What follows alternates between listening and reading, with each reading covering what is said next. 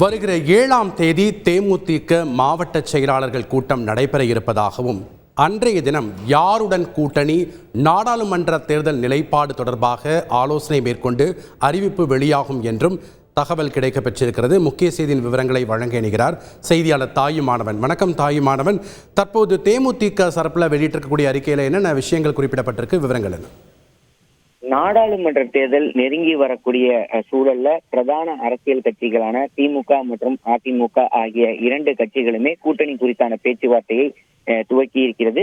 மூன்றாவதாக பாஜக சார்பிலும் ஒரு மூன்றாவது கூட்டணி என்பது அமைப்பதற்கான நடவடிக்கைகளும் அதற்கான முன்னேற்பாடுகளும் மேற்கொள்ளப்பட்டு வருகிறது.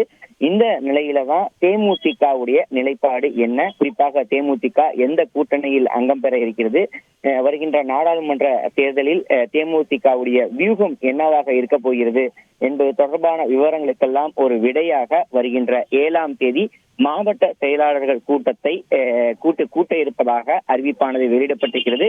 மாவட்ட செயலாளர்களுக்கு அழைப்பு என்பது முறைப்படி விடுக்கப்பட்டிருக்கிறது.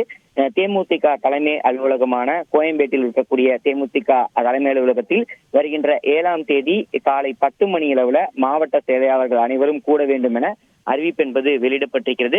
இந்த கூட்டத்துல குறிப்பாக நாடாளுமன்ற தேர்தலுடைய தேமுதிகவுடைய நிலைப்பாடு, கூட்டணி குறித்தான அடுத்த கட்ட நடவடிக்கை பற்றி கலந்து ஆலோசிக்க இருக்கிறது. மாவட்ட செயலாளர் கூட்டத்துல மாவட்ட செயலாளர்கள் தெரிவிக்கக்கூடிய கருத்துக்களை அடிப்படையாக கொண்டே நாடாளுமன்ற தேர்தல் குறித்து முடிவெடுக்க இருப்பதாக அறிவிப்பு என்பது வெளியிடப்பட்டிருக்கிறது.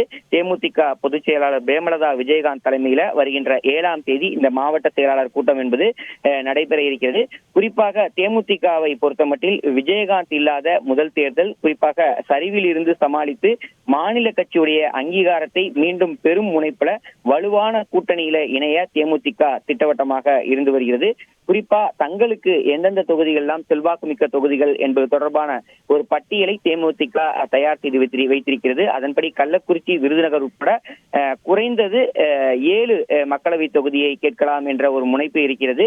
கடந்த முறை 4 மக்களவை தொகுதிகளை போட்டிருந்தார்கள். இந்த முறை 7 மக்களவை தொகுதியை கேட்கலாம் எனவும் கூடுதலாக ஒரு ராஜ்யசபா பதவியும் பெறுவது குறித்து தேமுதிகவினர் திட்டமிட்டிருப்பதாக தகவல்கள், முதற்கட்ட தகவல்கள் என்பது இருந்து வருகிறது. தொடர்ந்து கூட்டணி குறித்தான பேச்சுவார்த்தைக்கு பிறகாக இந்த எண்ணிக்கை என்னவாக இருக்க போகிறது என்பது தொடர்பான அறிவிப்பெல்லாம் வெளியாகும் என எதிர்பார்க்கப்படுகிறது.